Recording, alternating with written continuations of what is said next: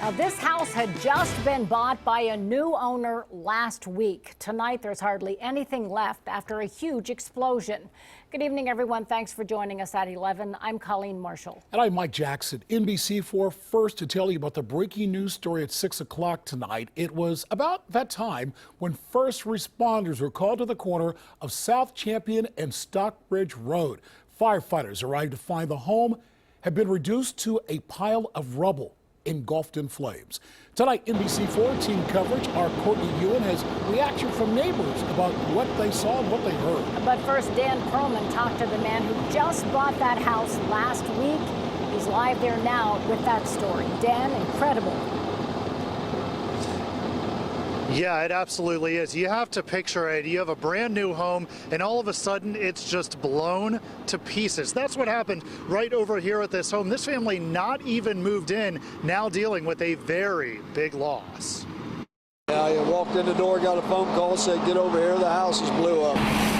It is gone. Just bought it last week, was just getting ready to put it together. Bob Morrison's new home, his dream home, as he called it, literally rocked this neighborhood. Glass, brick, debris everywhere. Firefighters call it an explosion likely sparked by gas. Certainly a shock. I had people in the house today at like 1 or 2 o'clock this afternoon, and they said they didn't smell nothing. 2 other homes have damage, the worst to the one next door. No one, maybe a miracle, injured. If the leveled house is all that comes out of this, I think we're pretty lucky.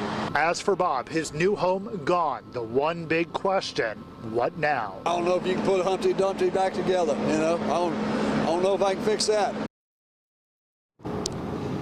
And take a look right over there. That's a 2-car garage. Bob's dream was to put 2 of his well-liked cars in there, store them in there. Obviously, now that will not happen. Firefighters, I just got off the phone with them, and they told me they will spend all night out here, get back to work to look into the cause of what specifically happened out here tomorrow. Now, as I said, this explosion absolutely rocked this neighborhood. A lot of people coming outside to see what the commotion was, to see what they had heard, and that is the story that Courtney Yoon has just a couple of blocks away.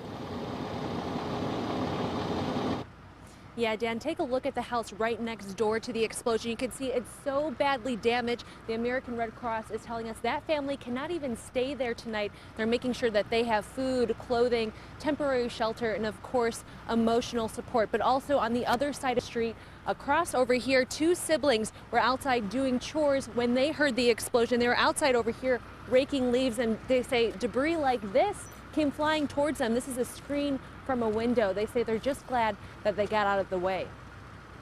Like, boom! Like, it was crazy. Landon and Paris Steele were outside doing chores when the unthinkable happened. Like when something blow up, like a car or something, like it was just like big, like huge, like a force field, like this. It was loud.